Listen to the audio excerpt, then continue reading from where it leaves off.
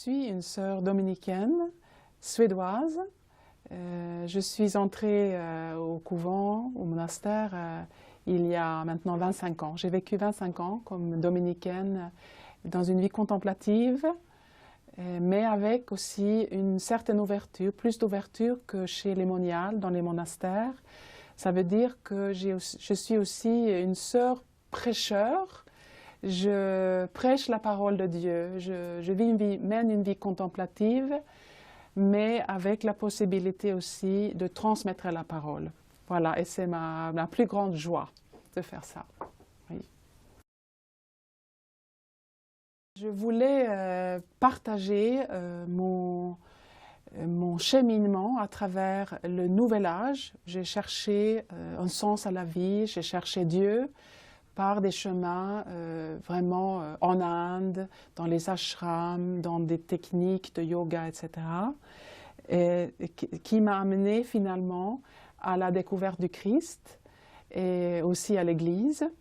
Et voilà, c'est ça que j'ai voulu partager avec d'autres. C'est comme, moi je dirais que l'Église est comme un fruit qui, de l'extérieur, peut-être paraît dur, mais dès qu'on entre à l'intérieur, c'est doux, il y a un goût. C'est dans l'Église où j'ai trouvé ma liberté de femme.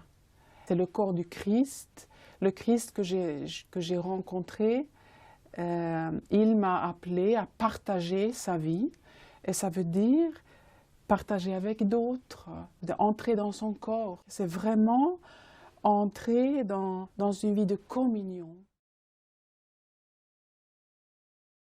Ben, je dirais que si on est habité par une soif, cette soif, ce désir, ce manque, peut-être ce vide, c'est déjà Dieu qui te parle. Ça montre que tu es fait pour quelque chose de plus grand que ce que tu vois. Donc prends au sérieux cette soif et peut-être, je dirais, il faut l'exprimer, il faut l'adresser, adresser cette soif à quelqu'un. Même si on ne croit pas en Dieu, on va exprimer sa soif, son désir, son manque à quelqu'un, à Dieu, comme si on croyait en Dieu. Et je veux dire, Dieu ne peut pas ne pas être touché. Dieu ne peut pas être touché d'une demande sincère, ça c'est déjà une prière, d'une prière sincère. Il va répondre. J'étais remplie de quelque chose qui voulait sortir, et je dirais que c'est l'émerveillement de la vie, de la recherche de Dieu et comment Dieu peut transformer une vie.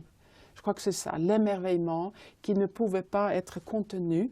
C'est sorti presque de soi-même, je pourrais dire. Voilà, ça coulait.